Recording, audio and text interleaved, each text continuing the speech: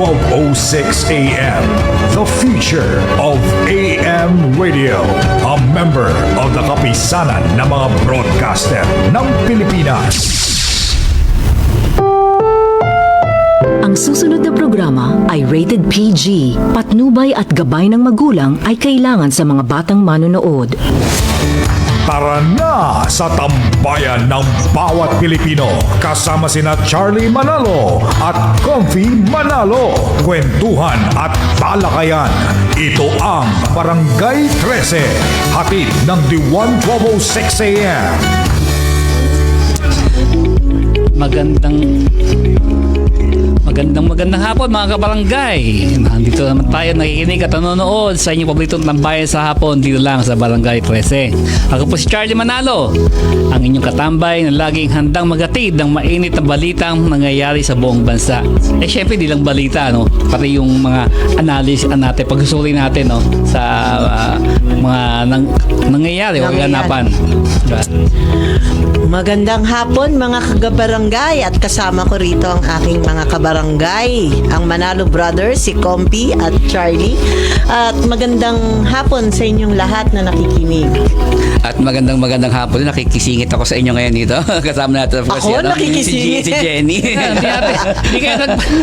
Ito po si Katambay Jenny. Yan.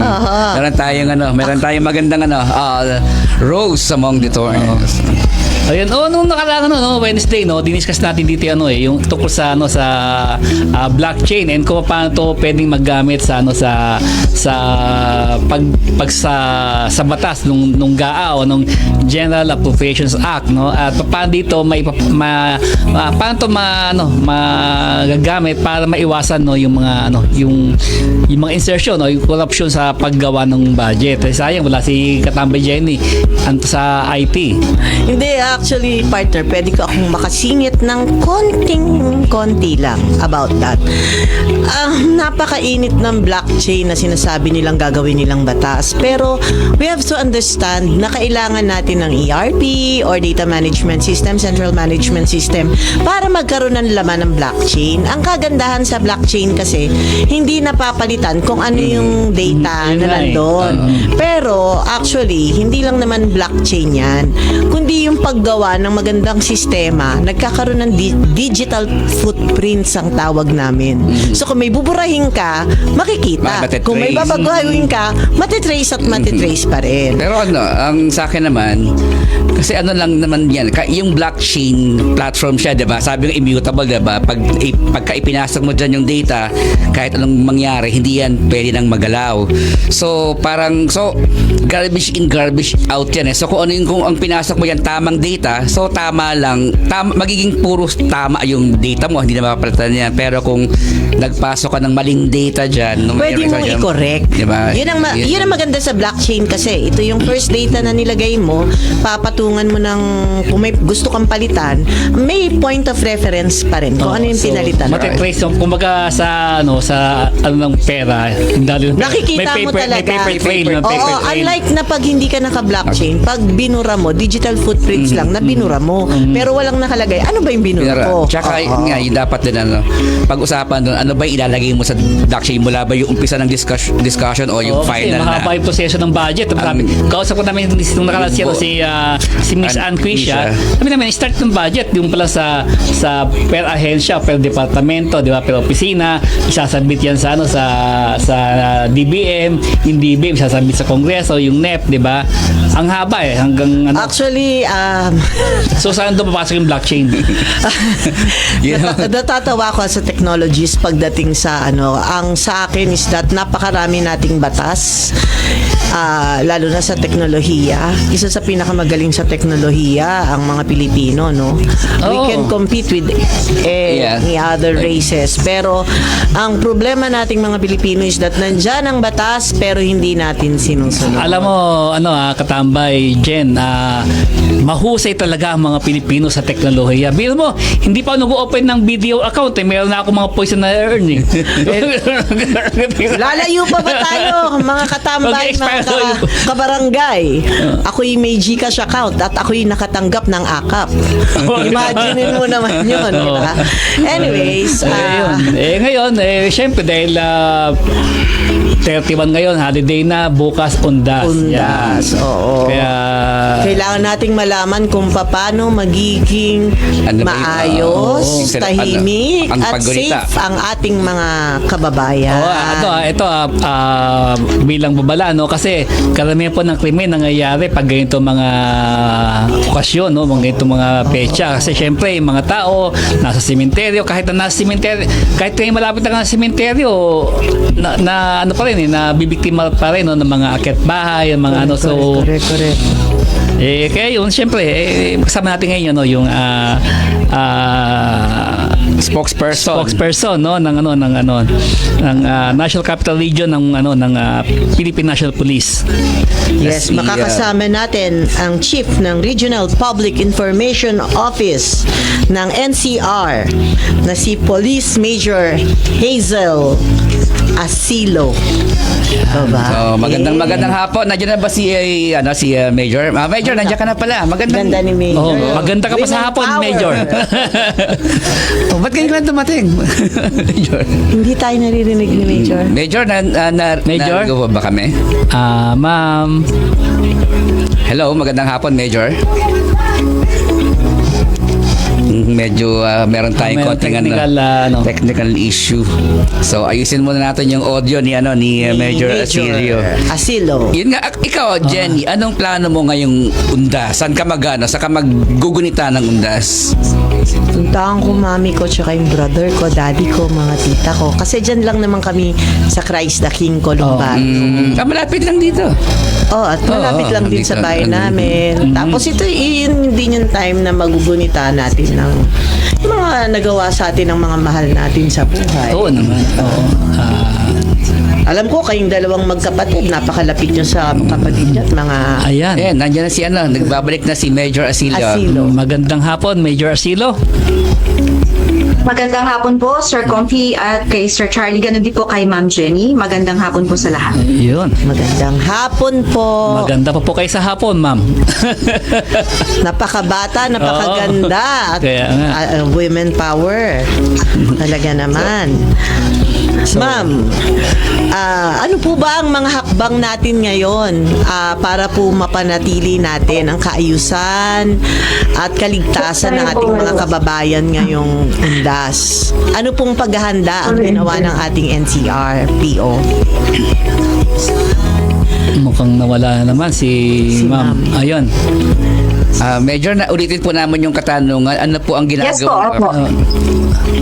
Yan, Major, we wanted to know lang po kung ano po ba ang mga ginagawang paghahanda ng ating NCR-PO para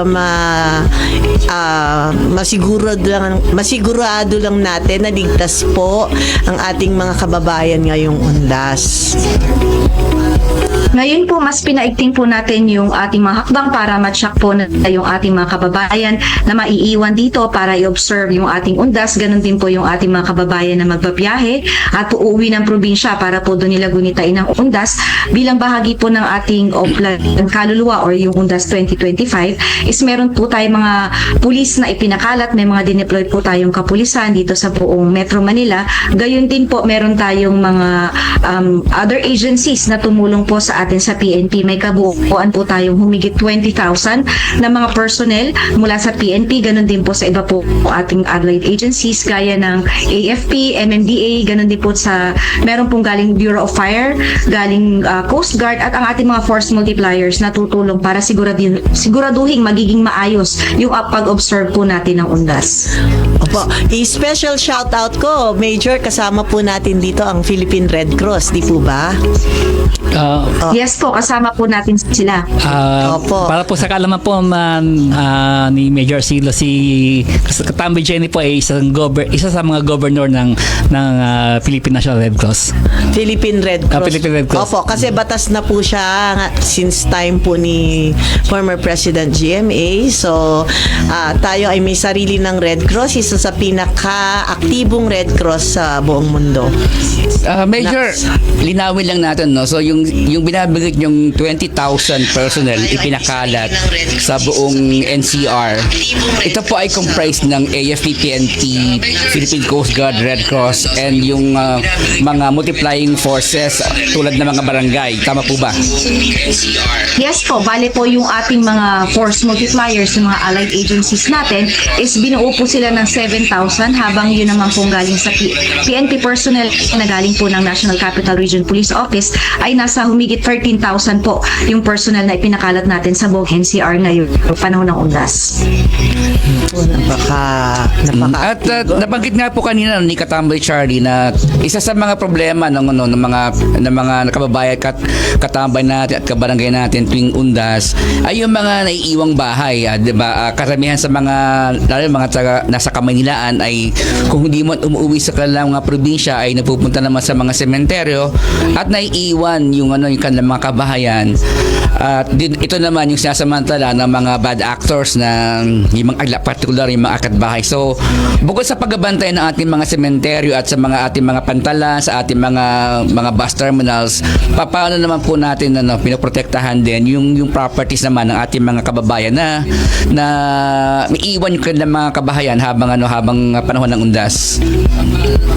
Bukod po dun sa ating mga nakadeploy sa mga sementeryo, sa mga terminal hubs, ganun din po dun sa ating mga iba pang places of convergence, meron pa rin po naman tayong nakadeploy sa ating mga community or dun sa mga barangays. Meron po tayong mga pulis sa barangay, nakatuwang po yung ating mga force multipliers, yung ating mga barangay officials and tanods na nagro-ronda po. Hindi po nawawala yung mga nag-foot patrol at nagmo-mobile patrol dito sa ating komunidad para siguraduhin po na magiging ligtas at saka safe din po yung ating mga maiiwan na tahanan, lalo na po yung mga aalis at dadalaw sa kanilang mga yumaong mahal sa buhay. Ganun din po sa mga uuwi ng probinsya. So, kaya po patuloy din yung aming panawagan at pagpapaalala dun sa ating mga kababayan na kung aalis po sila ng bahay, isecure po natin ng mabuti yung ating mga tahanan. Kung hindi man po, ibilin po natin sa pinagkakatiwalaan nating kapitbahay para may magtingin-tingin din po dun sa ating mga kabahayan na maiiwan po natin.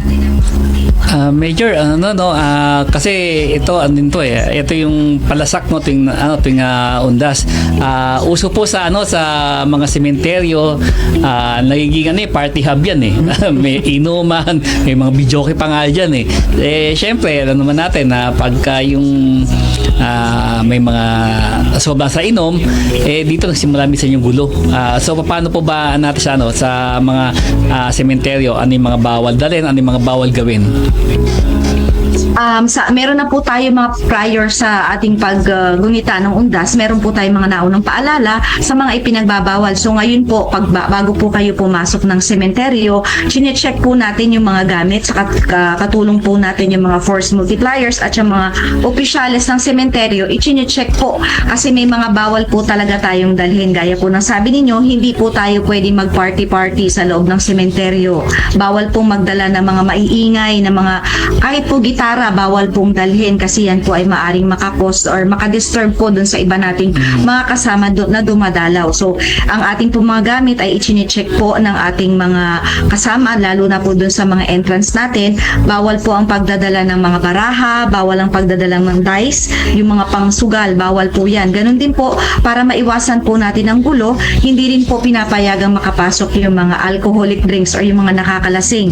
Bawal din po ang pagdadala ng mga matutulis na bagay kasi binigyan na po tayo ng pagkakataon na maglinis ng ating mga puntod, kaya hindi na po inaalaw yung mga matutulis na gamit gaya po ng kutsilyo, gunting, kahit po cutter, hindi na po yan inaalaw at kino-confiscate po yan sa entrance pa lang. Pero yan naman po ay makukuha ninyo pag lumabas na po kayo ng sementeryo. So far po ba, Major, meron na tayong mga nahuling o nakumpiska na yung mga kontrabando na yan, matutulis na bagay, kutsilyo, at meron mga pinagbabawal bawal na alak, at meron rin po ba tayong nahuli na mga unruly sa loob ng sementeryo? Sa ano po naman sa aming pagtatali po, meron na po tayong 1,287 na mga na-confiscate na mga pinagbabawal na dalhin sa loob ng sementeryo. Isa po yung meron po tayo na confiscate sa area po ng Northern Police District na may nagdala ng alak. Ganon din po ang pinakamarami po kasi ay nagdadala ng lighter. Bawal din po ang perfume, yung mga flammable materials, bawal po yan. So yung lighter, perfume, bawal din po yung pagdadala ng sigarilyo at ng iba pang kasi po bawal yung smoking in public, so kino-confiscate din po namin yan at makukuha nyo rin po naman yan paglabas po ninyo. So yun naman pong mga bawal na yan ay yung mga ano lang po, mga maliliit na bagay lamang na siguro po ay nakaligtaan lamang ng ating mga kababayan na bawal pala pong dalhin. Ma'am, yung vape po, vape. Ako hindi nag-vape pa kasi baka iba may dala baka bawal din pala. Mga vape. Yes po, may mga areas po, may mga sementeryo po tayo na pinagbabawal ang vape po kasi kino-consider pa rin natin na smoke yan, at saka meron po tayong mga kababayan syempre na hindi rin gusto na yung nasa paligid nila ay nagve-vape. Alam mo, malaking kaalaman sa ating lahat kasi hindi natin nakalain na yung lighter na minsan isipin natin, dadala tayong lighter, pansindi lang kandila. Oo. Yung pala, bawal pala siya, ma'am, dalhin. So, napaka-importante nung sinabi niyong yan, ma'am. Kasi I'm sure marami magdadala ng lighter pang sindi nila ng kandila. Diba? So, posporo pwede. Posporo po, pwede po para magiging ang reason lang naman po natin kung bakit bawal ang lighter kasi meron po siya sa loob na butane na talagang flammable po, kagaya po ng perfume. Nako, natuto tayo doon. Ikaw, mahilig ka magdala ng perfume. Hindi ako nagdadalang perfume. Nagdadala kasi kami minsan lighter pang sinde, yung tinagat, yung mahaba. Ayun. So, dapat hindi pala. Ngayon, marami tayong natutunan kay Ma'am, ano? Naku, maraming pong salamat. Meron pa akong katanungan kay Major. Major, meron po ba tayong natatanggap na na pagbabanta laban sa mga mga criminal elements or terrorist elements na sa Kamanila sa mga sementeryo na yung points of convergence. Ng convergence, point of convergence. Kumusta naman po ang security threat sa Metro Manila?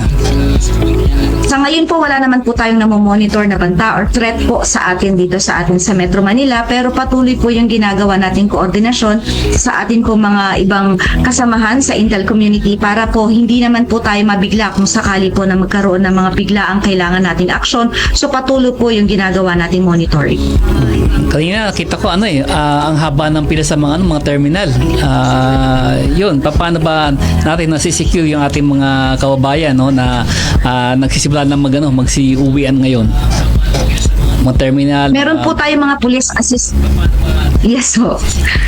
May mga police assistance desk po tayo at saka assistance hubs na nandyan po sa ating mga terminals. Nakaset up po yung ating mga pads na maaari po nilang lapitan kung sakali po may makailangan po sila regarding sa police assistance. Kanina po nag-ikot po kami kasama po ang aming regional director, si Police Major General Abirin, para siguraduhin po na yung ating mga tao na nakadeploy ay tama po yung bilang nila para po ma-assist nila at ma-estima nila yung ating mga kababayan habang sila po ay magbabiyahe papunta sa kanilang mga probinsya. Ganon din po sa ating mga sementeryo, nagkaroon na din po tayo ng inspection para siguraduhin po na natututukan po yung seguridad ng ating mga kababayan para po masiguro na sila po ay magugunita nila yung bundas ng maayos at tahimik. Ma'am, tanong ko lang, kasi pag sa election diba, may tayo-tatag ng mga hotspot sa pagkabaundas, pero hindi tayo kinukonsider ng mga sementeryong na kailangan tutukan ng ating kapulisan. Meron po tayong mga mas tinututukan na mga sementeryo, lalo po yung mga areas na alam po natin na yearly ay dinadagsa ng mga milyon nating mga kababayan. Ilan po dito yung ating Manila North at South Cemetery sa Maynila, yung Loyola Memorial Park po natin, yung Bagbag Public Cemetery at Manila Memorial Park din po dito sa Quezon City at Lalompa sa Caloocan po. So ito po yung mga areas na talagang binibigyan natin ng pansin. Mas marami po yung kapulisan na nilagay natin dyan dahil po mas marami po yung kababayan natin na pumupunta dyan. Oh, ma'am, ang dinagala po, no, tinututukan siya kasi marami po nagpupunta. Hindi naman po dahil sa gulo na nangyayari dito. Hindi naman po dahil sa mga gulo. Kundi sa bilang Hindi lang. po, hindi naman po dahil po mas marami po kasi mas malaki po sa itong mga sementeryong ito, mas marami po yung ating mga mahal sa buhay na nandun nakalaga kaya mas marami po yung pumupunta doon. Heavily populated kasi itong, lalo na ang Manila North Cemetery.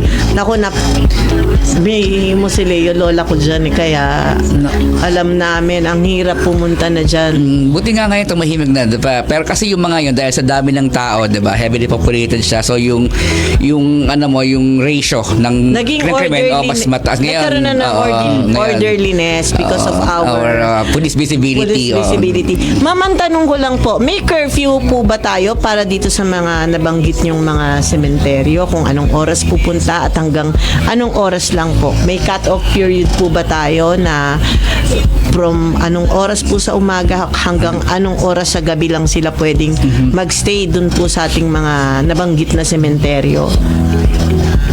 May mga sementeryo po kasi tayo na mag-o-observe na hanggang 9 or 10 p.m. lamang po pwede. Pero po bukas, meron po mag-o-open hanggang ng 24 hours. Meron po mga Bukas? city na Okay. yung yes po, bukas po, November 1, meron po mga sementeryo na mag-o-open po sila ng 24 hours. So pwede po mag-overnight yung kanilang mga kamag-anak. Pero the rest po ng ating mga sementeryo is hanggang 10 p.m. lamang po. At least alam ng mga kababayan po natin na pupunta. Siguro coordinate lang sila sa mga cemetery pupuntahan nila kung hanggang ano oras lang nakabukas yung kanilang pupuntahan, di ba? Puntahan, oo. May gusto pa po ba kayong paalam sa atin pong mga nakikinig, mga Major Asilo? Nakikinig at nanonood Opo. sa kanilang telebisyon. Opo. Yes po, magbibigay lang po kami ng paalala sana po sa ating mga kababayan na mag-ingat po sa ating mga kababayan na magbabiyahe. Habaan po natin ang ating pasensya sa mga inaasahang dami ng sasakyan sa kalsada. Panatilihin po natin ang disiplina sa daan at sumunod po tayo sa mga batas trapiko. Maaari po kayong lumapit sa ating mga motorist assistance centers at police assistance desk kung sakali magkaroon po ng aberya o aksidente sa kalsada. Para naman po sa mga aalis ng bahay, ensure po natin na nakalak po ang ating mga pinto't bintana at patayin ang mga dekuryenteng kagamitan, lalo na po yung ating mga kababayan na mga mahilig kong mag-post sa social media. Iwasan na po muna natin yung mag-post ng ating real-time location, yung at this moment natin, para po hindi natin maingganyo. Yun po ating yung mga bad actors, sabi nyo nga po ba, na samantalahin yung pagkawala natin sa ating mga tahanan. At makakaasa po kayo na ang NCRPO po ay buong pusong nakahanda upang tsakin ang ligtas, maayos at mapayapang Undas 2025. Updated si Major, no? At this moment talaga yun. Hindi, alam mo, maraming salamat, Major, kasi malaking bagay yan eh. Marami sa mga kababayan natin, check-in agad. Oo. Check-in, nandito ako At sa the moment. Ayan, at the moment. Yun, kaya sabi ko si Major updated sa Updated mga sa social document media. terminologies eh. Hindi, kasi public information Oo. officer. Ma'am, saludo po kami sa inyong lahat na kapulisan at maraming pong salamat sa serbisyo sa ating bayan at sa ating mga kababayan. Isang pagsaludo, hindi pa man natatapos ang undas. Alam na namin na kami po ay safe at least marami pong nakikinig ngayon. Marami ang nalaman nila, mga simpleng bagay pero napaka-importante, no? Maraming salamat pang muli, Maraming salamat po. Major Asilio ng PNP National Capital Region Command. Yeah. At ngayon naman, Ay mag-update po pumunta tayo sa istasyon, no? Kilala at pagbabalik po si Miss Dani Lagman pa sa mga breaking news. Huwag po kayo bibitaw, balik po ang tambayan dito sa Barangay 13.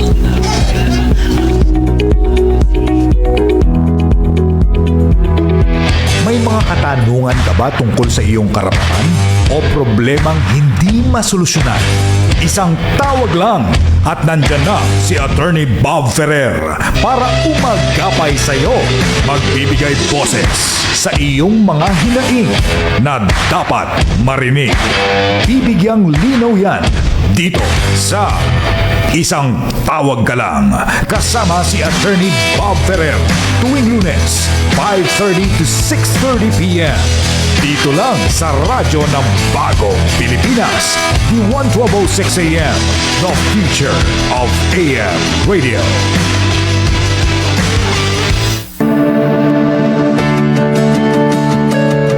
Gusto mo bang maliwanagan ang iyong problema sa legal na pamamaraan? Mga payong tiyak na may legal na batayan at mapagkakatiwalaan. Lahat yan ay bibigyan linaw ni Attorney Melissa Arnesto tuwing Huwebes, 5:30 p.m. to 6:30 p.m. Dito sa The Legal Weapon sa radyo ng Bagong Pilipinas, D11206 AM, the future of AM Radio.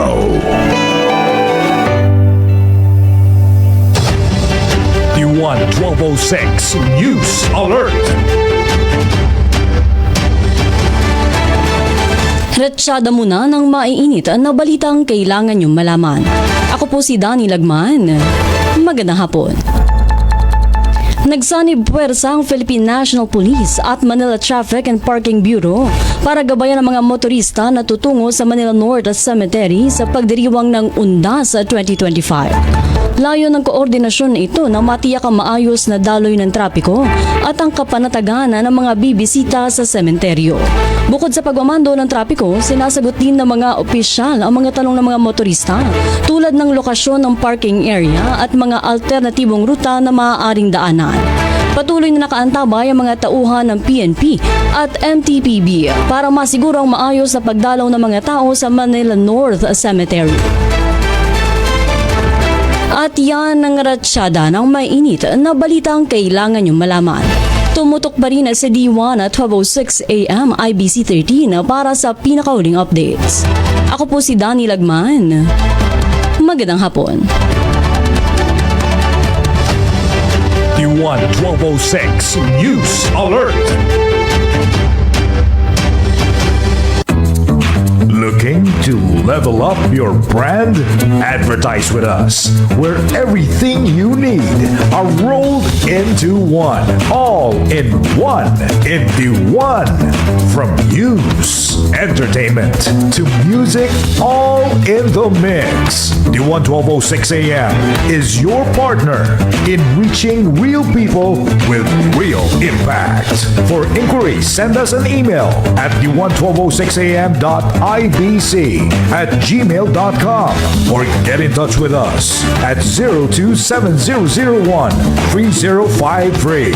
D11206 AM, the future of AM radio.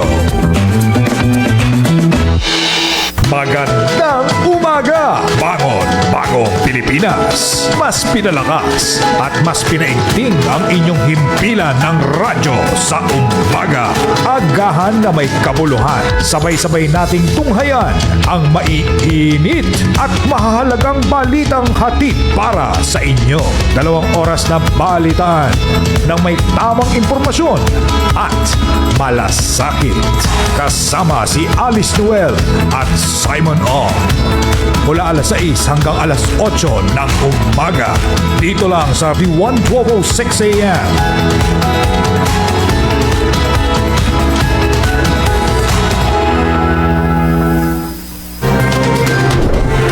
Tututukan ang mga balitang pinag-uusapan.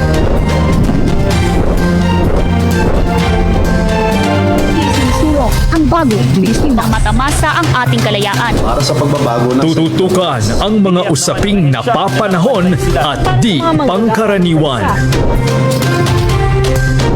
na naapektuhan ng kabuhayan. Na magkaroon ng tulong Kasama sina Princess Jordan, Julius Segovia at Sarina Lusuegro. Tutok 13, Lunes hanggang Biyernes, alas 4 ng hapon. Dito sa IBC 13. Sports fans, game na! From local arenas to the world stage. Lahat ng aksyon, lahat ng kwento, nasa iisang show. Kasama ang veteran sports journalist na si Bill Velasco with live interviews with your favorite sports personalities dito sa Pilipinas at sa abroad. Don't miss the game sa Hardball with Bill Velasco every Monday to Friday, 11 a.m. dito sa radyo ng Bagong Pilipinas, the 1206 a.m. The future of AM radio. Magandang tanghali! Lahing kayo manggi. Sa mundo ng impormasyon, kanino ka ba dapat maniwala? Tandaan, tanghali na lang ang tapat. 30 minuto na maiinit na balitaan. Hatid ang mga napapanahong issue at impormasyon na dapat mong malaman. Tapat at walang kinikilingan. Kasama si Danny Lagman mula Lunes hanggang Biyernes, alas 12 hanggang alas 12:30 ng tanghali dito sa radyo ng Bagong Pilipinas, the 1206 AM. Okay, nagbabalik po ang ating tambayan dito sa Barangay 13. Pero syempre, gaya na kagawin natin, no, bago tayo patuloy, bigyan mo nating pagkilala yung mga taga-subaybay natin. Shout out moment. Syempre, si Erica. Oh. Shout out kay Erica! Shout out kay Erica! Alvarez! Nasaan si Erica? Si Kuya Jose! Si Kuya Jose. Si Lolo Jose. Batiin na rin natin. Shout out din kay si Riquit Garganera. O, di ba? Si Primo Agatep, nanonood siya from Baguio. Yan. Si Elton Padilla, good day, Barangay 13, Winner Brothers, Combs and Charlie and Miss Jen. Si Deep Between, highlight daw. Si Manalo Tetay, magandang hapon mga katambay. Romel Livid, mga katambay, magpapalamig lang long weekend po. At si Menchi Mendoza, good afternoon. Si Marie Tiffany Hover, good afternoon po. Si Ryan Lindley Lacano, Kim Bacaro, Jomel Gonzaga. Oy, yung namin ha. Si Jomel. Yung ating iPhone 17, wala pa ba? Si Jazz, si Sabi Heron, Roxy Busa, Tin Eugenio, Teresa Lucena, Chloe Ann Guerrero, Vanessa Pilar, Epilco Orienda, Regine Soriano, Donna Miralles, Ciel Belondo, Chai and Choi, Mary Ann Pagemo, Jelly J, Nika Domingiano, Julia O, Gillian Atienza, Angela Curia, Rose Ann Quesada Rodriguez, Annabel Gaetano, Steve Sumido, Attorney Desi Gison, Commissioner Bong Gison, si Ma'am Elizabeth Gran, at syempre si Mabel, no? Mabel, thank you kanina nagpalinis kami sa special shout out. Nagpalinis kami sa kanina sa classroom namin para pagbalik sa Monday okay na. Yan. So, ngayon. Anong Ngayong babae undas, di ba? Pero ang mainit na balita yung next week dahil nangako ang nagbabalik na Senate Blue Ribbon Committee Chairman si Senator Panfilo Lacson na babalikan niya ang investigasyon ng flood control. Actually, alam mo, minsan pag nagbabasa ako ng social media, nagiging, di ba sinulat ko nga yan na ang social media is a good platform, and at the same time, nagiging yung various social media platforms natin, nagiging toxic and then source of fake news. And then, nasasad ako kasi yung presidente natin, hindi naman sa parang he tried his best to govern us, and actually sige nga, magsabi kayo sinong presidente ang mismong nagpa-imbestiga sa loob ng kanyang administrasyon. At siya ang nag-expose. Di ba? Dapat siya nang gagaling sa labas ang pag-expose tsaka susunod ang pamahalaan. Pero ito nang galing sa kanya, ibig sabihin sa kaibuturan ng kanyang puso, gusto niyang magkaroon ng maayos na pamamalaan. Alam mo, ito, totoo lang, mag-segue muna ako. Kaya ako feeling vindicated ako Kasi nung nung bagong upo ang administrasyong to, meron ako sinulat sa aking column. Ako yung nag-expose na in-appoint ni dating Executive Secretary Victor Rodriguez sa PPA yung business partner ng kanyang bilas. Si Pastrana. Alam diba? ko yun. Alam And ko yung dahil storya doon, na yun. dahil doon, Nawala ka sa kung sa saan isang man diary, yun. sa ang sabi sa akin pa nga, wala bang honeymoon yung BBM administration? Kasi siguro 2 months pa lang yata nung in-expose ko yun eh. Sabi ko, hindi, kaya ko ginagawa to para matulungan ng administrasyon to get rid yung mga ganyang may mga conflict na And then ngayon, 'di ba? Kaya sabi ko feeling vindicated ako kasi si BBM pala mismo, PBBM mismo ang nagpapa-imbestiga ngayon doon sa mga katiwalian na nangyayari sa loob ng kanyang administrasyon. Pero in fairness, nagsimula pa to nung nakaraan pa. Oo, at kung titignan mo yung timeline, diba? Oo, nagsimula ito nung nakaraan pa. And actually, nandun ako mismo sa zona. Makikita mo talaga, personal, nandun ako, di ba? Makikita mo talaga yung frustrations niya. Sa harap ito ng mga mambabatas. Yun nga lang. Bihirang gawin ni PBBM kasi kilala natin siya na cool, tahimik, di ba? Pero this time, first time ko siyang nakitang nagalit. Actually, yung galit niya nagsimula pa nung Enero eh. Kasi kung titignan mo yung testimony ni Toby Chanco sa Ay, Senado.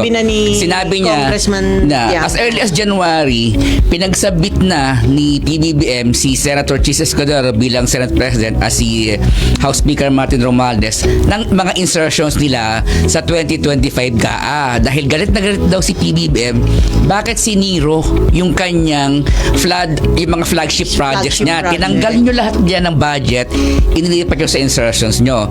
Now, gusto niya ang utos sa kanila ni PBBM, isabit nyo sa akin yung mga insertions nyo as early as January. At as early as January, nagsabit na si Senator Chis Escudero ng mga insertions na late si House Speaker Martin Romualdez sa March na siya nag-submit.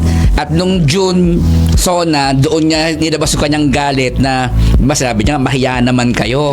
Pero in fairness wala pong insertion si Speaker Martin Romualdez. Sa BICAM. Wala po siyang doon. Merong insertion ng House, ang House contingent. Yes. Meron. Pero yun nga po yun nga sabi ko, di ba, walang resibo. Hindi ko po sasabing absurd to si Speaker Martin. Pero kung meron man, ang galing niya kasi walang paper trail. Ang may paper trail si Senator Chis Escudero at meron kahit po sa video yung wala eh. Diba, sa CCTV walang Ang nakita sa CCTV niya wala. Si Senator Chis Escudero na bagong taon nung January 1 nasa House of Representatives. Sabi ko hindi ko sasabing actually kung indirectly may contribution po ako dito sa sa investigasyon to kasi yung column ko po siguro labas ko na siguro yung tungkol po doon sa Deputy Secretary General ng House of Representatives. Di ba na syempre kung Deputy Secretary General yan, under yan ni Speaker Martin. Actually, dapat kung Deputy Secretary General ka, under ka ng Secretary General. Na under ng Speaker, House Speaker. Tutukoy ko na po kasi nasulat ko na po ito kung gusto nila di habulin nila ako nasulat ko na si dating Deputy Secretary General Soponias Ponyong Gabonadas in-expose ko kasi ito rin po yung binabanggit natin ni Congressman Toby Chanco na hindi ka makakakuha ng AYIX, hindi ka makakakuha ng tupad, hindi ka makakakuha ng AKAP kung hindi ka dadaan doon at makikiusap. Siya po yun. Marami. In fact, sabi pa ng source ko, ayon sa akin source, na awarded na ang mga kontrata, yung mga projects, awarded na ililipat pa yan. Dito. True, di ba? Oo.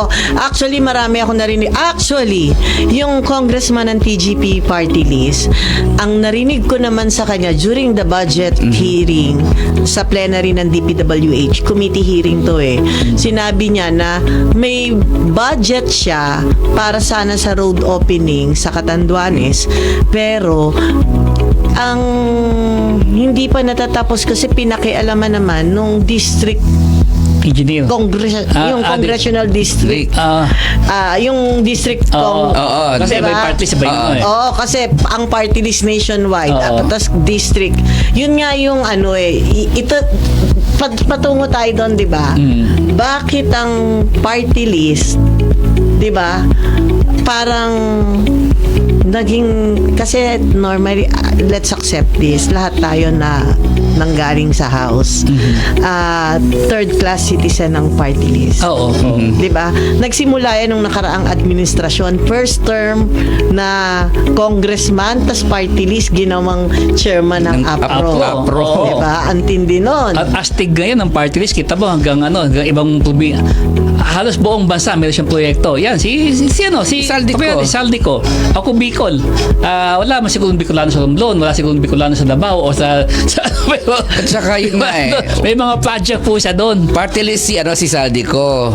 Wala ka namang sariling distrito.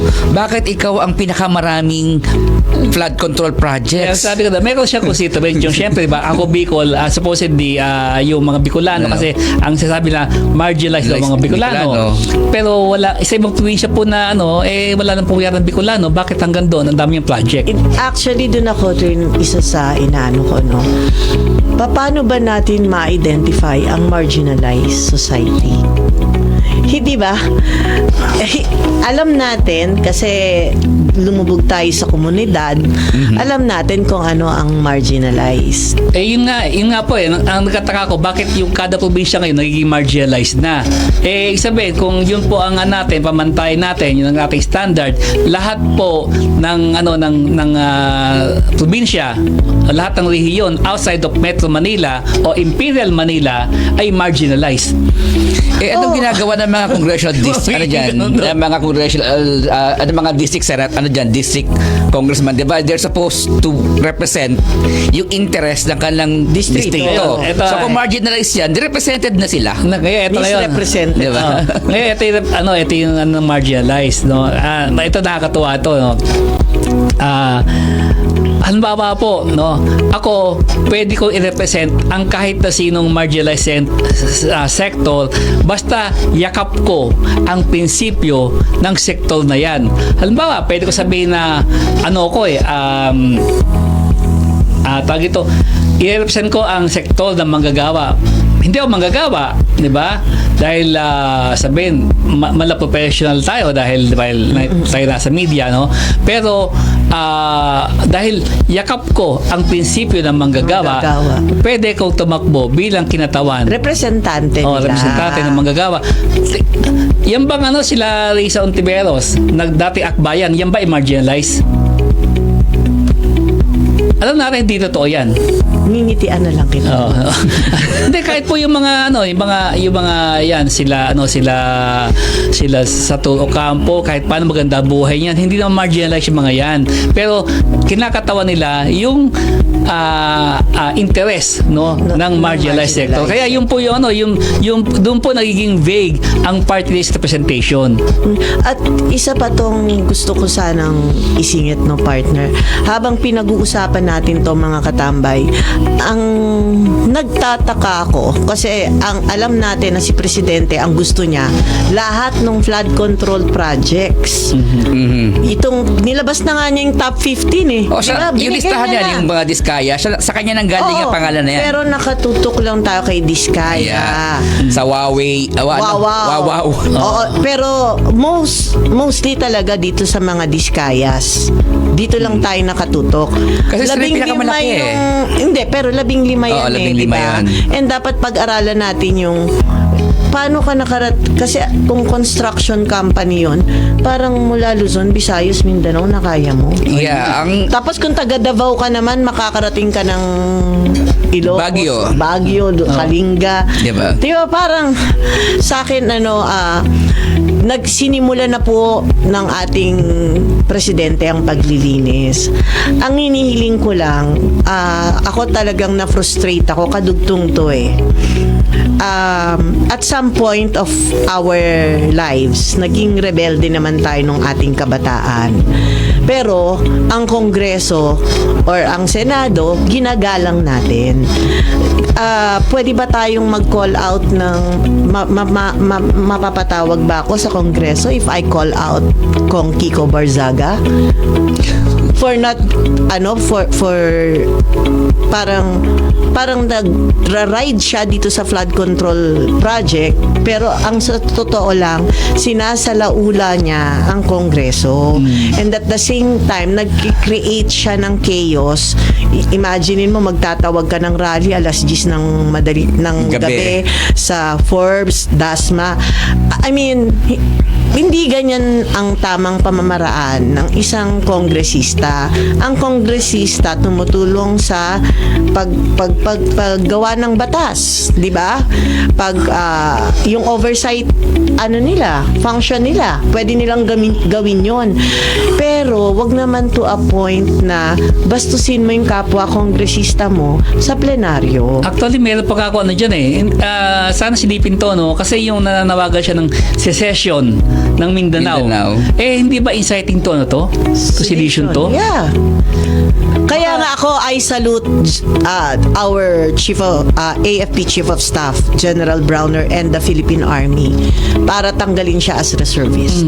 I salute them. Kasi, like, for example ako, I'm one of the auxiliary force multiplier ako sa Philippine Coast Guard as Commodore, I make sure, alam nyo yan, di ba? May mga functions na hindi ako nagpupunta. Kasi, I value yung uniform na sinusuot ko every now and then. And kailangan nating, lahat tayo, may sense of responsibility sa nangyayari na to. And kailangan nating diinan to. Ang gusto ko lang linawin dito, marami pong involved dito sa flood control na to. Sinimula na ng ating Pangulo. Huwag po sana tayong tumingin sa iisang kumpanya lang. Kasi po marami po yan. Bukod sa 15, I think may 20 plus na nilabas. 27 yung 27 yung nilabas. Ng COMELEC na nag-donate. Hindi lang yun. May nilabas kasi, may napanood ako, yung nahanap ko ngayon on my way here since last night, no? May napanood ako na yun yung listahan ng lahat ng may flood control. Katambay dyan, no? Ito, 27 yung contractors na nag-donate sa mga kandidato. So, ibig sabihin, di ba, suspect, no, na may anomalya. Pero yun pala yung mga hindi pa kasama, sabi mo, hindi pa kasama lahat ng mga involved, no, in one way or another. Pero ito pa nga, babalikan natin yung sabi ko kay Ponyong Gabonadas, no. Dahil po sa sinulat ko, pinaimbestigahan po siya ng Davao de Oro Governor Jubahib kasi tagalon siya. And doon po na-discover na napakarami niyang properties, malalaking properties. At dahil din po doon, pinatawag po siya ngayon sa Senado, sa Senate Blue Ribbon hearing. Magkakaroon ba uli ng Blue Ribbon? Nangako si ang pagbabalik ng session sa Monday, ibabalik si Senator Ping Lacson as chairman, at ipinangako niya na kapag bumalik siya, uumpisahan niya, nagbigay na siya ng schedule for the next hearing ng Kaya ko nabanggit yung si Ponyong Gabonadas, no, kaya binalik doon kasi ang sabi mo nga, yung 27 nag-donate, malaki pang involved, no, bukod sa 27. Si Ponyong Gabonadas po, hindi po kandidato.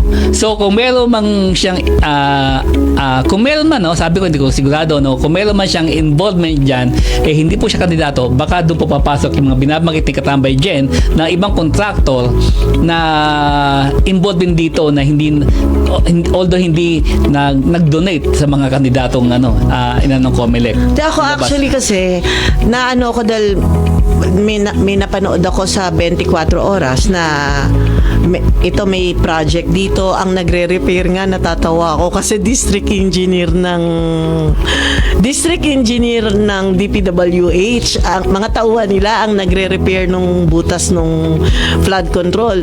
So parang sa akin kasi Ayun ba sa Cagayan? Cagayan o Isabela? Tarlac. Okay, napanood natin. Oo, yung sa Tarlac, hindi muna natin siya pangangalanan. Abangan yan, susunod na kabanata. Pero bukod doon, for example, yung sa Kalinga, yung Kalinga 2023 nagsimula, hanggang ngayon hindi pa tapos ha. EGB yun, top 15 contractor na tinawag yun ni ano. And ang masaklap, nakakuha kasi ako ng dokumento nito kasi kinalat nila to, sinubmit nila sa Blue Ribbon, sa DPWH, sa isumbong mo sa Pangulo. Imagine niyo po, ang ating Pangulo naglagay mismo ng portal kung saan tayo magsusumbong. Gawin po natin ito. Kasi pera ng bayan to. Ang dami na nitong mapapakain. Ako I am very sad about this because every time po may bagyo, baha, makikita mo yung nararamdaman ko si PBBM Kaya may isang interview siya, sabi, are you teary-eyed? Of course I am. Because these people, wala silang ginawang masama. They just wanted to work. And lahat ng pinaghirapan nila, di ba, napunta sa wala. So, sa akin lang ang Senator Ping, kung sino man ang ng Blue Ribbon Committee, tignan po natin lahat ito at sana bilisan natin. And yung sa ICI also, kasi wala silang masyadong pangil Kagaya niyan, di ba si Gutesa? Di ba? Oo. Lumabas siya, tapos biglang nawala siya. Di ba sabi ko, di ba, again, hindi po namin inaabsuelto si Speaker Martin Romualdez. Pero yung Gutesa testimony, kitang-kita kasi ang target nun, isa sa target, si Speaker Martin Romualdez kasi nag-deliver daw. Pero yun, nung nabuko, nung na peke pala yung notaryo, nawala to. Actually, hindi lang yung notaryong peke pati yung whereabouts niya di ba? Ang sasabi nila, si Gutesa raw ay under custody ng Marines to protect his life. Ngayon, nagpalabas ang statement ang Philippine Marine, hindi namin kinustody si Gutesa. Kasi retired na. At naglabas naman ng panibagong statement sila, ang kampo ng DDS, sabi nila hindi. Napalaki kasi ng kampo ng Philippine Marine. Mahirap hanapin doon sa loob. Diba? Pero akala ka ba na may under physical custody nyo ng Marines ang si Gutesa? So kung under physical custody nyo yan, dapat yung whereabouts niyan 24/7 alam nila, di ba? Pero so lumalabas, wala talaga. Sana lumabas na rin siya para maliwanagan ng lahat. Kasi at this point, lahat ng pangalan na lumalabas ngayon, kasi for example, naglabas kayo ng 27 na list. Naglabas kayo ng ganito karaming congresswoman at congressman. Kagaya niyan, may congressman na pasama. 'Di ba si Kong PM Vargas. Pero wala namang ghost flood control. Si Congressman Chodoro nga hindi pa siya congressman nung nangyari yung ibinibintang sa kanyang flood control projects Ito nakakatawa. Mayor pa lang siya ng Marikina. Si Congressman Roman Romulo, na alam naman natin ay kakampi ni Bico. Kakampi ni Bico. Ni Mayor Bico. No, both sides. Kung ikaw si Congressman Roman Romulo, bakit ka makikipag-deal kay Diskaya? Kung ikaw naman si Diskaya, bakit mo kakalabanin si bakit ka makikipag-deal kay Roman Romulo na those project pa, alam mo naman syempre na baka gamitin pa laban sa iyo yan, di ba? Kalaban mo yan Correct. So, walang logic, both sides, walang makita. Alam niyo po ito nilabas ng Pangulo to kasi seryoso siya dito sa laban na to. Huwag sana nating guluhin. Yun nga ang yung speaker gulo. Ngayon ang maraming sektor na sinasamantala tong Sinasakyan nila. sa kanila, particular na yung mga pink at ang mga kaliwa, no? Ang pinipilit ng kaliwa palagi na inip na yung mga tao, inip is real, sabi nga sa kanilang social media post. Pinagpipilitan nila na bakit hanggang ngayon wala pang nakukulong. So ina-agitate nila yung galit ng tao para i-transform tong galit ng tao na to na maging galit sa administrasyon, hindi lang siya galit sa korupsyon. Balikan po natin yung yung pork scam. Yung pork scam na expose yan, 'di ba, nung around 2012, 'di ba? Ganun 2012 after nung 'di ba? Kasi naglabas dito yung sinabi nila nila Jinggoy ang nila Bong, di ba? Ay Sadap. So doon naglabasan yan. Na-uncover yung pork scam. 2013 po, hindi pa nakakulong sila At ito naman ngayon, 'di ba? In-expose to ni PBBM nung June Sona. Ngayon hanggang nakasuhan na. Gumugulong. Mabilis gumulong kung tutusin. Kaya lang pinipilit pa rin to ng may mga political agenda na ang bagal. At hindi lang ito, diba? Nung nilabas ni PBBM to, ang maganda, hindi lang DPWH ang kumilos. Lahat ng departamento, even DOH, makikita mo si Secretary Herbosa, iniikot lahat ng mga... Ngayon naman, lumalabas naman yung mga malasakit, yung mga malasakit centers ngayon na expose. Diba na-expose? Puro poste lang. Kaya nga, kung ako sa kanila, hayaan po natin na yung mga mas nakakaalam, tigilan nyo na yung pagkakalat ng fake news kasi kakakalat nyo ng fake news, mas nilulubog nyo lang po yung sarili nyo. At sabi nga sabi pa ni Secretary Vince Dizon ng DPWH, ang instruction sa akin ni Pangulong Marcos, hindi protektahan ng DPWH, kundi expose at kasuhan. Lahat ng mga i-reform. Alam mo, in fairness kay Secretary Vince, tumanda nga siya ng talagang parang na siyang 80 years old. Sabi ni Senator Marcoleta diba? Hindi tumanda siya talaga kasi imaginein mo, since bata tayo, pag sinabing DPWH, big time yan, diba? Pero ngayon, tignan mo, DPWH talagang para i-complete revamp mo. Pero Secretary Vince, ang hiling ko lang po sa inyo, sana matutukan niya rin yung mga nasa paligid niya, kung sino, mabantayan niya rin yun, di ba? Ako, ito like ko sinasabi alam niyo po yung sindikato kasi dyan, kahit palitan mo po yung ulo, kahit sa yung presidente at sekretary, palitan mo yan, yung anomalya dyan, hindi maalis. Bakit? Kasi ang sasabi ko dati pa, ang sindikato po dyan, nagpapatakbo niyan, nasa mid-level. Alam na nila yung yung patakbo niyan Kaya kita mo, sino mga na-involved? District engineer, 'di ba? Assistant district engineer, 'di ba? Kasi sila yung nakakapaan, alam na nila yan Kaya kahit palitan mo yung secretary, pagdating mo diyan, ang sasabihin lang sa ng district engineer, boss, etong kalakalan dito. Etong deal, Alam mo ako ito, So it's either kainin ka ng sistema or alam mo ito yung sa ginawa ni Representative Leviste kay Ari yun, nakakaano yun. Sayang yun, magaling na technocrat sana, may kasama si Sec Vince doon, no? Yun ang delikadesa naman. Diba? Nag-resign siya because tapos sasabihin, sorry, diba? Sorry. Mali. Damage has been done, diba? Sinira mo yung pangalan ko, in-involve mo ako sa napakalaking anomalya sa sa bansa. Na napakaingay, napakainit. Dinami mo pangalan ko dyan. Tapos, sorry lang. At nananahimik ako and I built my career, diba? Sorry lang. Magkamali pala ako. Sa ngayon, at this point in time, kahit sino taga DPWH akusahan natin ngayon, maniniwala ang mga tao. Correct. That's true. And you know what? Ito lang ang masasabi ko. Napakarami pong pangalan na inilabas.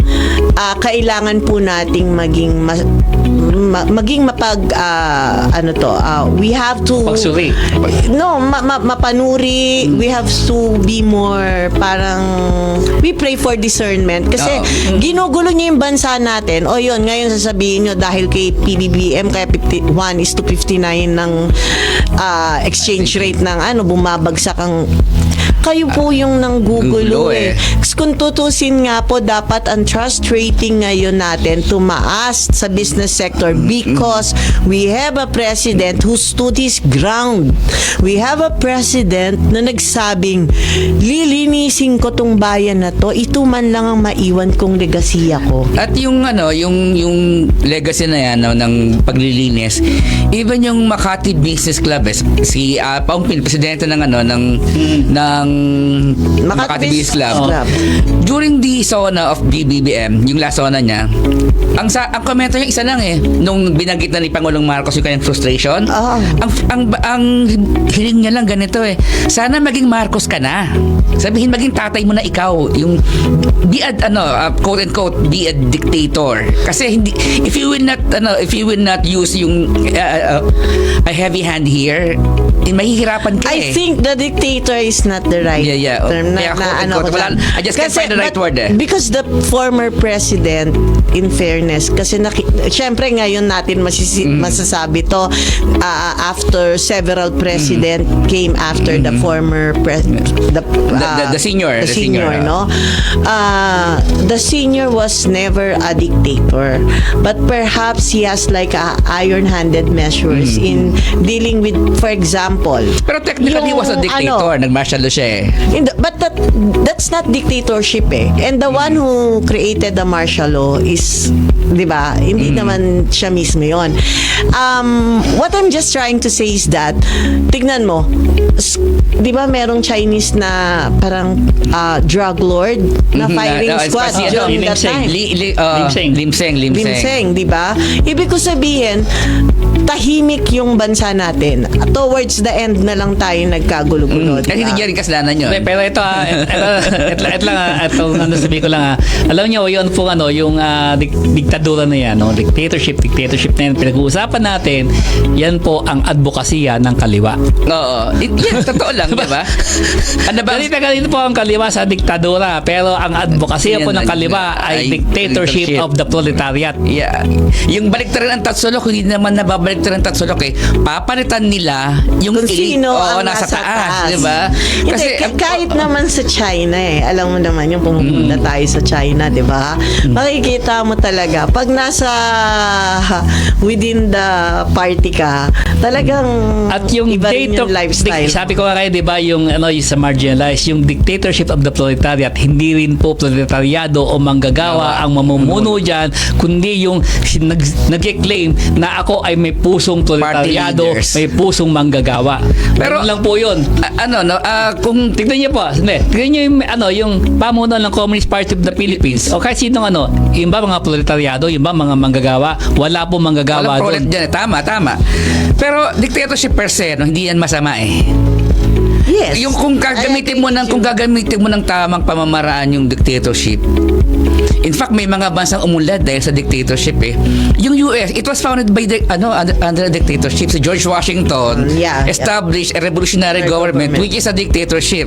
Even Singapore, nag-dictatorship muna bago umunlad. Kailangan po yun kasi kailangan pa ng kamay na bakal para during that time, Philippines was model country to Singapore, to Malaysia. I've been all over and I've been like, I'm not a government official or anything, but nakakasalamuhan naman namin or naiimbitahan tayo sa mga, like for example, yung isang na-attendan ko is birthday of the Prime Minister Mahathir.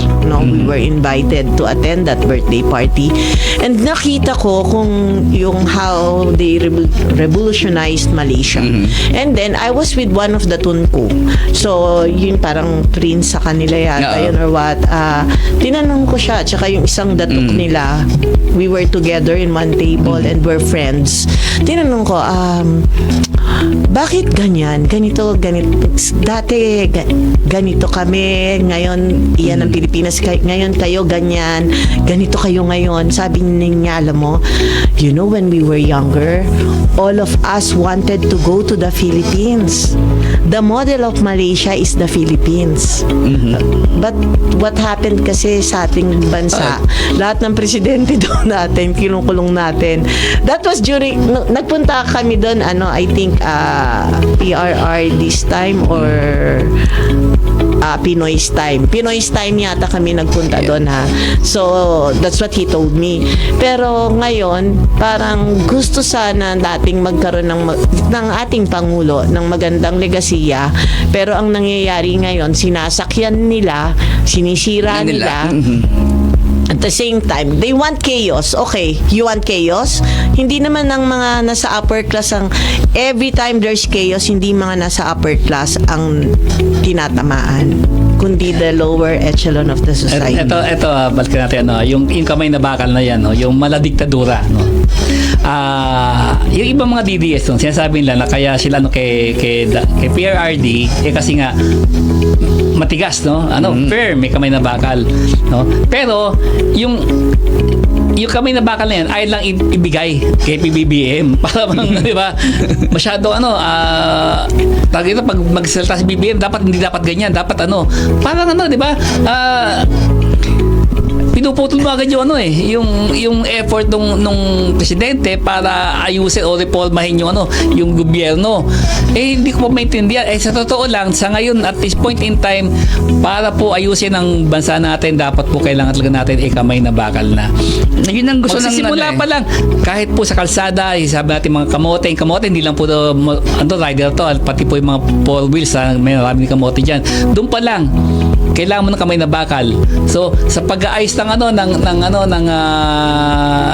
lahat, pati yung sa pedestrian, lahat yan, kailangan mo kamay na bakal, disiplinahin mo yan.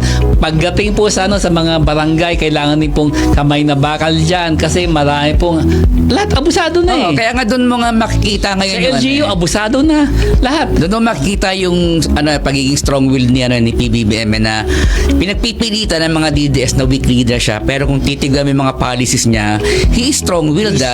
Yung foreign policy natin, very consistent tayo. Sige, hindi kayo makikipag-away, pero hindi rin kami tatahimik. Hindi kami, kahit na anong gawin nyo sa amin, hindi kami magsisimula niyan. De-escalation kami palagi. And pangangatawanan namin yan. We won't bow down. You won't bow down. And then itong pinakamalaking reforma niya sa corruption na to, binabangga mo sarili mo ng kamag-anak diba? Hindi sa nakripisyo niya sarili niya kamag-anak sarili niyang mga cabinet sec members of which is the official family, binabangga niya, diba? Hindi pa ba yung sapat na at saka administrasyon niya, pinaimbestigahan niya, diba? Siya lang gumawa niyan. Wala siyang pinagtakpan ngayon, iniisa-isa ng lahat. O bukod sa flood control ngayon, yung yung malasakit centers na hindi na nagawa. At ngayon, pati yung mga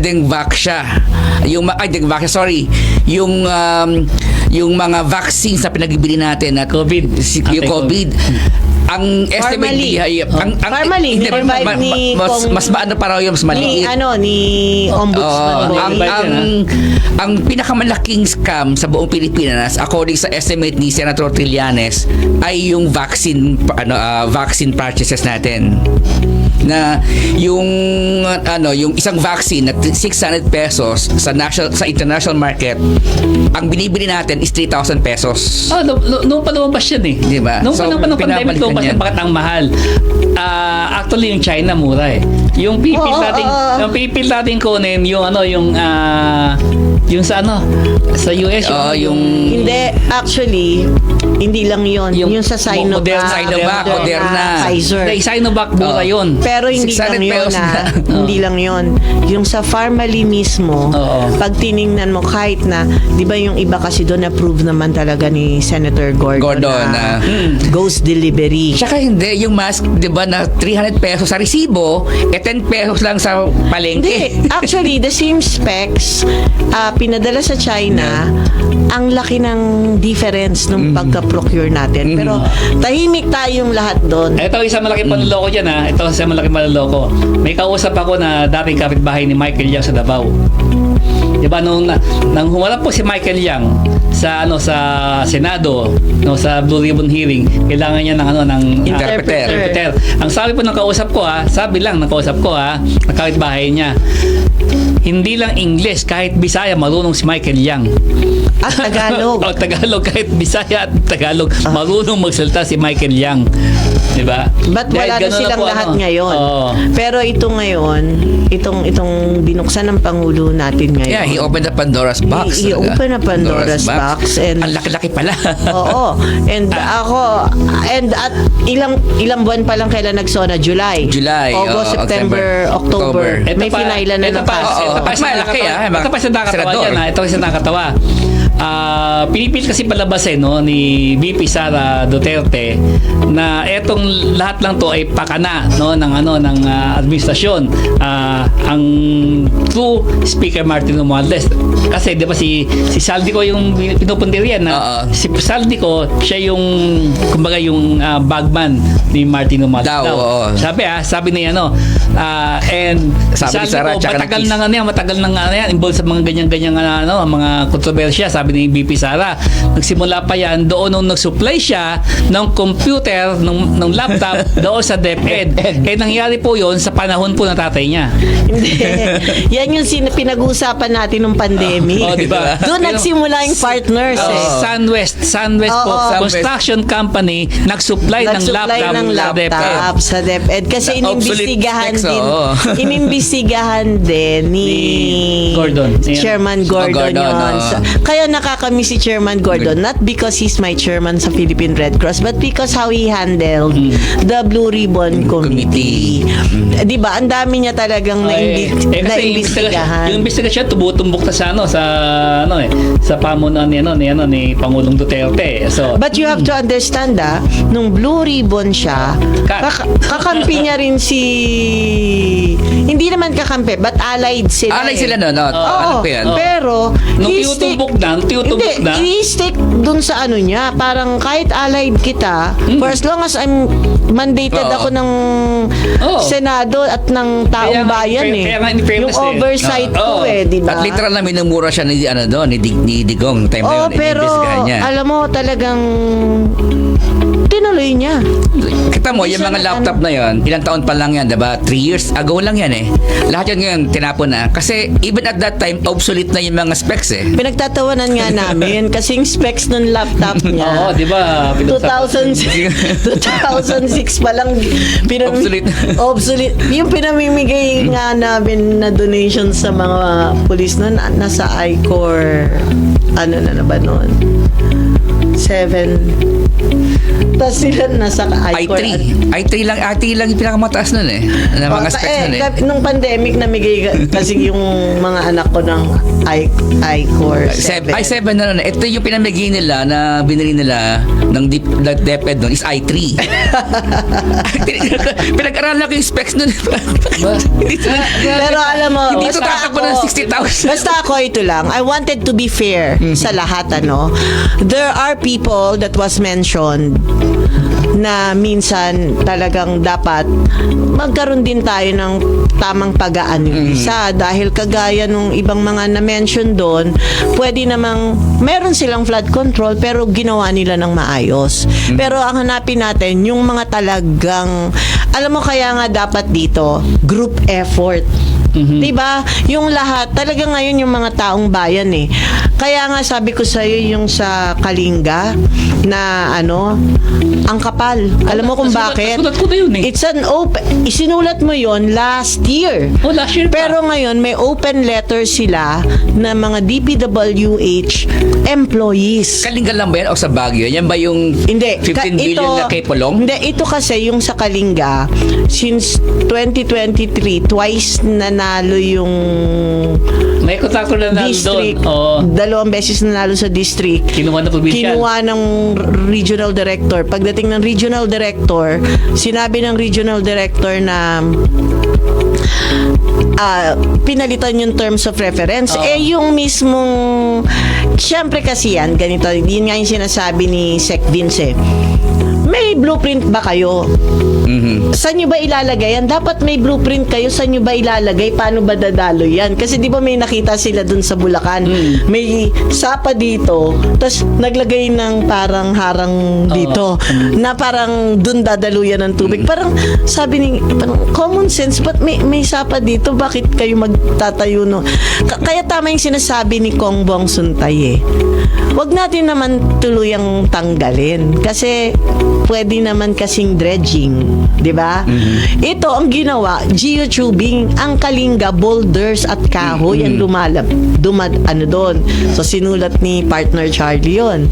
Nung sinulat niya, pinalitan na naman. Saan ka nakakitang bidding na ilang palit-palit tong regional director? Ano yung pa kasi ganito yan, yung terms of reference, kapag nilatag mo niyan, hindi mo na pwedeng baguhin yan. Hindi, tsaka bago mapondohan kasi yun, manggagaling sa district. Sasabihin ng district ko, ito yung gagawin. Ito yung station, from this station to another station para alam nila nasan yung project. Kasi doon po nanggagaling, isa sa pinanggagaling yun ng korupsyon, yung pagbabago ng terms of reference. Parang ito, yung kung yung Inicon, yung sa Czechoslovakia, yung sa MRT.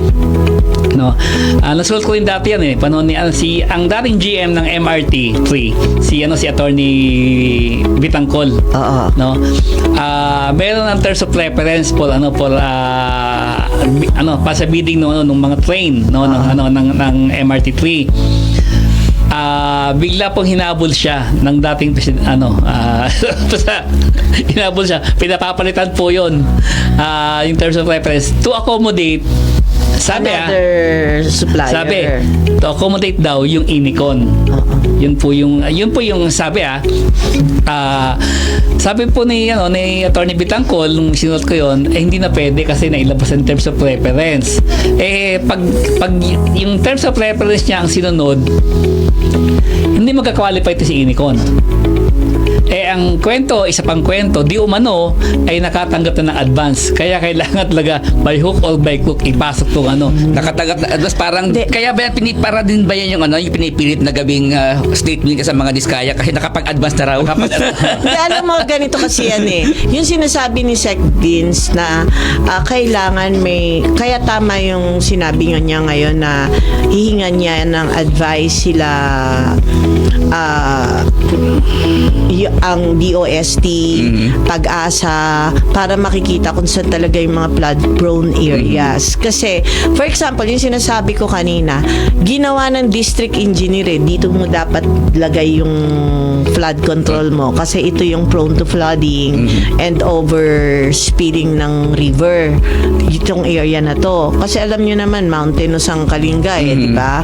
So, kaya nagreklamo ngayon yung I think the mayor of Tabuk, sinabi na ang programa kaya nga ang mga tao ngayon nagiging parang lahat ng engineer na kasi after PBBM exposed it, niya, teka lang, ang terms ang program of work sitio ganito dapat nasa Tabuk City. Bakit ibang sitio to? Ang sinabi, itong sitio kasi na to, ito yung bagong pangalan nung sitio na to. Aba, may ganun pa siyang ginawa. Kaya ngayon natatawa ngayon yung mayor kasi nga yan pa rin yung sitio na sinasabi, never nagbago ng pangalan niya. Kakambal niya na sitio yan. Kaya maganda ngayon yung plano ng DPWH na talagang dapat may program of works tapos may reference na sa DOST, sa Pag-asa, may Project NOAA, kung saan talaga yung magiging flood-prone area. At sa atin naman dito sa city, kasi for the first time, di ba, Mother Ignacia, sudden flash flood. Oo. Pero yung project NOAA, tinanggal na yan, binawag yun ng time ni PRRD tinanggal niya. Pero yung mga tao behind that, sila. Anyways, Yung naman, yung binabanggit mo na na dapat merong private public participation to flood control. In fact, 'di ba yun yung rationale ng ICI, yung Not only the ICI, but diba? yung isumbong mo sa Pangulo. Kasi yung Para you take pictures, tapos i-upload mo. even yung 'di ba yung ICI as an investigating body, ano siya, 'di ba? Comprise siya ng mga private individuals si Babe Former DPWH, James Singson. Nasa na siya, private sector na siya ngayon, di ba? Correct. But she is a former DPWH kaya alam na engineer siya, di ba? Yeah, and then former Justice Andres sa private sector na rin. And Reyes. Si Vince Dizon, Secretary Dizon, nandun part din siya ng ICI, hindi siya kasama sa ICI. I think ICI is an independent body, that the President created. Resource person yata siya doon. Resource person siya doon. Kaya, in fairness, pati DBM naging resource person. And then at the same time, actually, ang maganda nga rito, yung nabanggit ko kanina, and actually, nabasa ko rin may sinulat si Katambay Charlie na pati DICT. Pati DICT. Pati DICT tinitingnan na. 'Di ba? Kasi alam nyo for transparency. Hindi lang for transparency kasi may mga alam nyo ang mandato ang DICT to do task nila talaga to improve the ICT ecosystem ng buong Pilipinas. Pero as it is, parang nangyari magbibigay ng laptop, magbibigay ng yung free wifi na sinasabi ni Sen. Loren kahit i-compute mo. Actually, nung budget deliberation, natawa nga ako mag-create sila ng data center until 2028 to to accommodate the cloud services para hindi na tayo umuupa sa ibang bansa. But I have to tell you, there's so many data center dito sa Philippines. And at the same time, accommodate yung data nila. And there's a compressed data technology already na yung pagdating sa server mo naka-compress na yung data. Yeah, and then kasi marami na akong launches ng data center na cover. Yung if the government will invest sa data center, parang pointless. Kasi mas mura sa kanila kung mag-rent na lang. Correct. Ng kaya accommodate yung data ng gobyerno. Ang dami-dami dito. Data centers. Anyways, mga katambay, alam nyo, sana ang dami nating topic na na-cover. Pero yun nga, inihiling ko lang talaga sa lahat. Dahan-dahan po tayo sa ng mga personalidad, ng mga kumpanya. Lahat na may agenda Oo, diba? And at the same time, sana makatambay uli ako dito sa tambayan na to. Ang saya. Siyempre, ubus na ako sa natin. Pala naman, di ba? May musundot-sundot dito. Kailangan yata padagdagan kay Sir kay Boss Jimmy Paul. Kay Boss Jim Paul yung oras natin. Anyway, syempre, gaya nung dati, punta tayo sa pagpaalam dito. Nagkatapos yung makubulang tambayan natin ngayong hapon. Hindi makabuluhang huntahan. Pero bago tayo tuluyang maghiwalay ngayong araw na ito, bago tayo mag-celebrate o maggunita ng Undas, wag niyo munang kalimutan i-follow at i-like ang aming social media accounts para lagi tayong updated. Facebook page namin, The One 1206 AM, YouTube at The One 1206 AM, syempre Instagram at The One 1206 AM, at ang Twitter account namin at The One 1206 AM _ At syempre, yung ating Daily Chronicle, your virtual newspaper, www.chronicle.com.ph. Opo, at hintayin nyo po lagi ang column ko doon, ang Inside Nexus, wherein you will learn a lot about technology. Yeah, the Nexus of Technology. Muli. Yes. Ako po si Charlie Manalo. Ako po si Jenny Munar. At ako si Coffee Manalo. Kita-kita po tayo Sundalinggo para dito lang sa Barangay 13. Tututukan ang